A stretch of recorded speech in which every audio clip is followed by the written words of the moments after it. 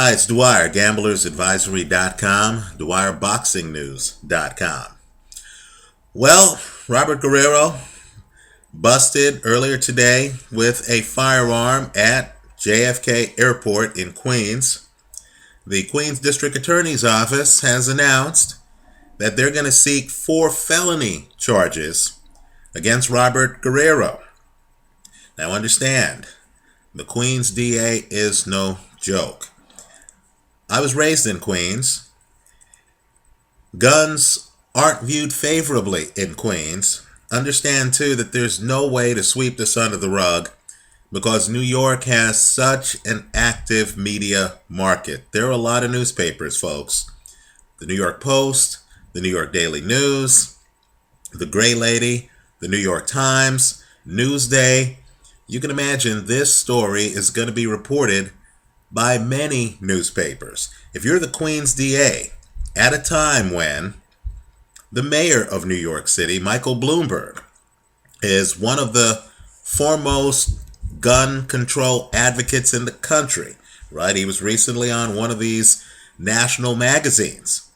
Given that political climate, you can imagine that the Queens DA, politically, isn't in a position where he could look the other way when a celebrity gets busted having a not loaded firearm at JFK Airport. So I'm expecting Robert Guerrero to have some problems, right? Right now he faces a maximum of 4 years in prison. Apparently Guerrero also talked with the police and told them that he had the gun with him when he traveled from Virginia.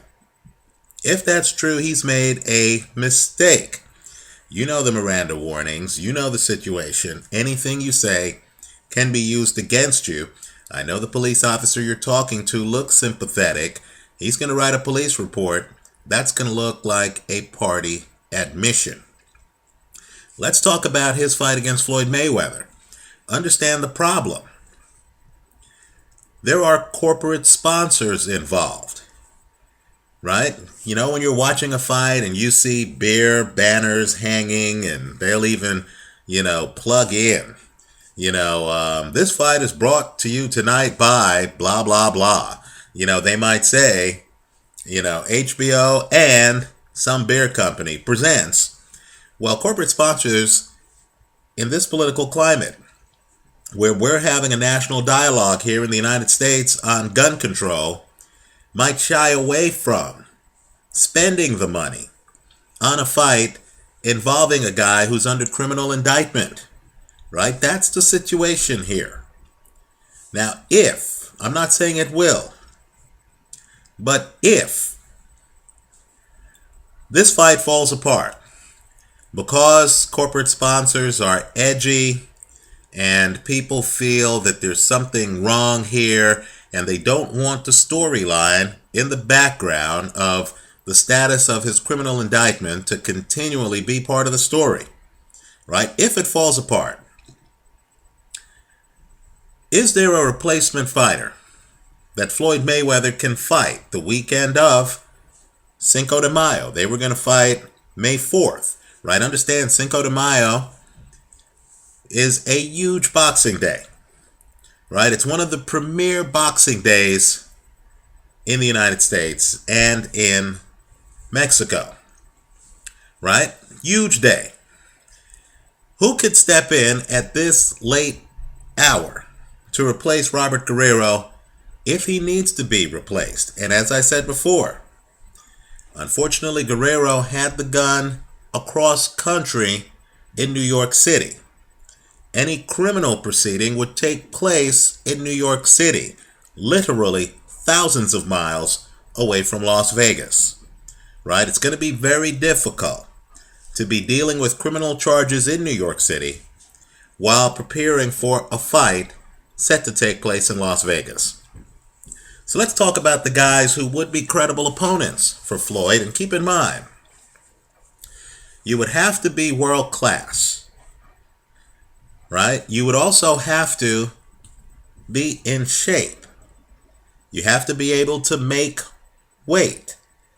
fans would have to believe that you're ready for the fight, right? That you actually are prepared to fight Floyd Mayweather and can get ready for a fight taking place about a month and a half from now. Certain guys are ruled out for a bunch of reasons. Let's talk about credible opponents for Floyd Mayweather. How about Timothy Bradley? Right? Unfortunately, Timothy Bradley, by his own admission, suffered a concussion in his last fight against Ruslan Provodnikov. Brutal fight. Bradley himself is going to go see a concussion specialist. Right? Health is a concern.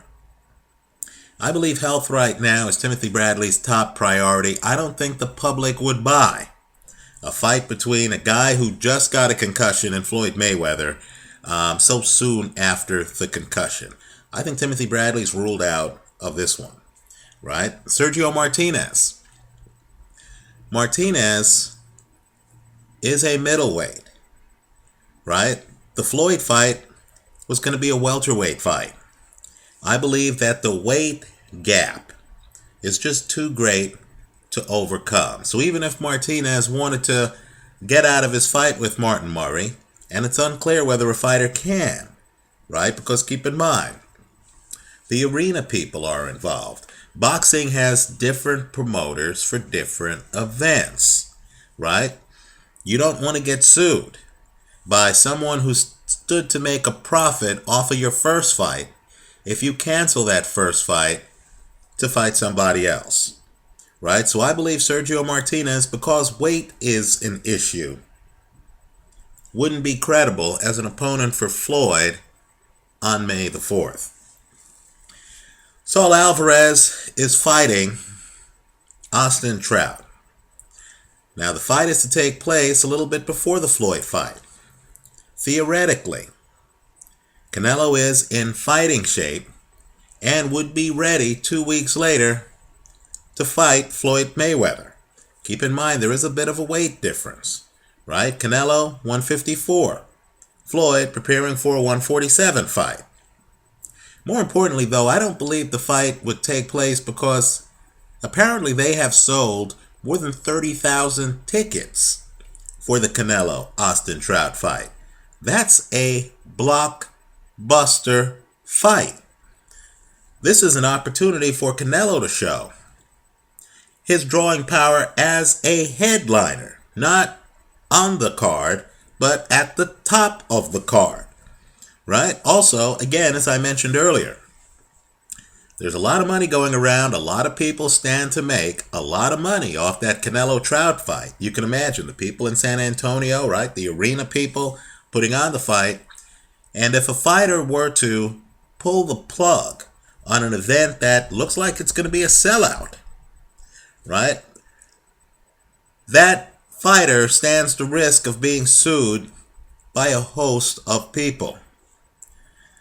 I don't believe the Saul Alvarez Austin Trout fight gets canceled or rescheduled. I think it goes forward. I don't think Canelo or Austin Trout is available to fight Floyd Mayweather on May the 4th, right? Let me name some guys who are. Let me also say this too. Manny Pacquiao is scheduled to fight in Macau. But the biggest thing that hurts Manny Pacquiao's chances is the fact that Manny Pacquiao is represented by Bob Arum, who is not exactly Floyd Mayweather's best friend, right? You want fights where the promoters can actually get together and make the fight happen. I also think there is a feeling, still, that Mayweather against Pacquiao is a blockbuster fight that warrants months of promotion and preparation. I don't think that either the Mayweather people or the Pacquiao people would want that fight to take place under these circumstances. There are other problems, right? But I think the promotional problem, the fact that Manny's with Top Rank and Floyd, independent, really is with Golden Boy in terms of who he hires to do his fights. And given that Richard Schaefer of Golden Boy is openly critical of Bob Arum, who's also openly critical of Richard Schaefer, politically I don't see a Mayweather-Manny Pacquiao fight happening on May the 4th. So let's talk about some names that might be available, who might be able to cancel their fights and who are close enough to 147 to make it work. You have Kell Brook fighting Devin Alexander, right? They're actually scheduled to fight 2 weeks after the Floyd Mayweather Robert Guerrero fight. Both of these guys are at 147. Kell Brook unbeaten. Devin Alexander has only lost once, right? Devin Alexander openly has pined to fight Floyd Mayweather, right? The Alexander people got excited when Mayweather tweeted that Alexander was in the running to fight him. Trust me, Devin Alexander would not hesitate to hop in the ring with Floyd Mayweather. Let me also point out, too, Robert Guerrero is a southpaw. Devin Alexander is a southpaw. If Floyd is concerned that he's been preparing to fight a southpaw, he actually has an opportunity to fight a southpaw with Devin Alexander, right? Let me point out, too, that you can structure these things so that Kell Brook would get compensated if he were to step aside. You can say that the winner of Mayweather-Alexander fights Kell Brook next. I think boxing fans would feel that that's fair. Kell Brook would be guaranteed his shot, possibly, at who would then be the biggest name in boxing. Certainly a hot name, the winner of Mayweather-Alexander. If it's Mayweather, well, Mayweather's probably the biggest name in boxing right now. If it's Alexander, well, Alexander would be known as the man who beat Floyd Mayweather, right? So that's a possibility. I think that would sell a lot of tickets. The other is the other fight happening on, right now, May the 18th. And that's Lucas Matthysse against Lamont Peterson. I think both of these guys would love to fight Floyd Mayweather. I understand that both of these guys are fighting at 140, right? A little bit lighter than 147. But understand, a lot of these fighters have to lose weight to make weight. And I also think that these guys, with a month and a half preparation, would jump at the opportunity to fight a welterweight for the welterweight title. Right now, I understand Lamont Peterson, right now, there are conflicting stories online about whether or not, he passed the recent drug test. Okay, fair enough. But understand that the stories online right now are a bit nebulous. We're not sure exactly who failed that test. It might have been his opponent. If he's available, I think Lamont Peterson against Floyd Mayweather would be an excellent fight, right?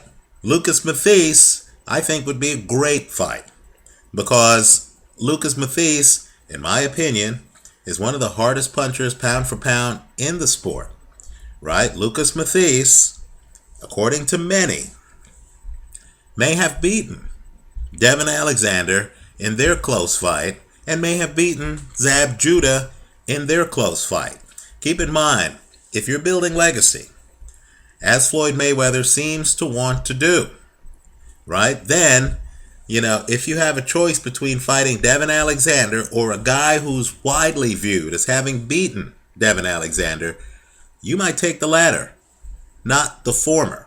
Keep in mind, too, that the boxing hardcore, all of us, focus on weight class, right? We privately know Floyd's 147. In fact, Floyd currently holds one of the 154 belts.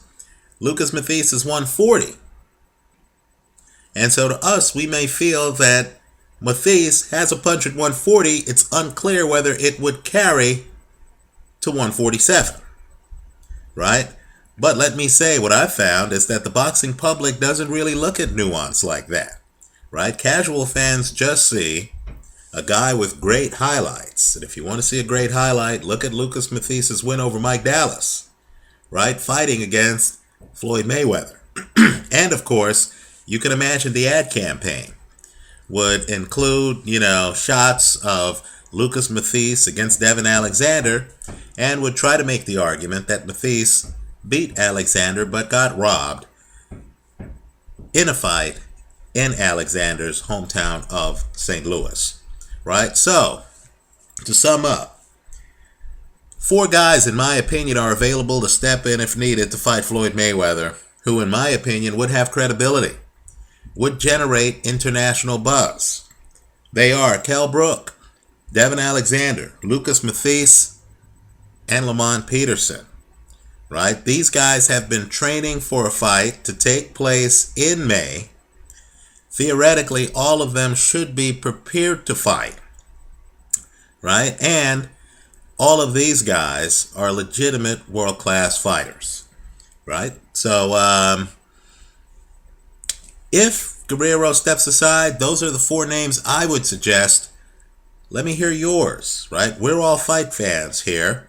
Let me hear your names and, tell us why you feel the guy would be ready to fight in early May. Keep in mind, you can't name someone who, is at the pub, is 20 pounds overweight, isn't even in camp, hasn't been training. No matter how good that person would look against Floyd if trained, we need a guy who already is in the process of getting ready for a big fight in May. Let me hear from you. I hope you leave your choices here in the comment section to this video. Thanks for stopping by.